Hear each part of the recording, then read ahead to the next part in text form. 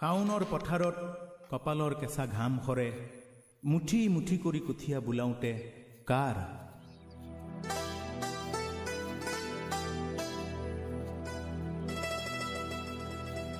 শাওনৰ পথাৰত দুপৰৰ গৰমত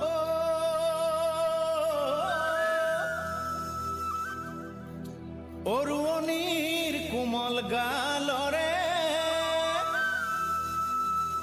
মুঠি মুঠি কৰি কঠীয়া বোলাওঁতে কপালৰ কেঁচা ঘাম সৰে সৰে,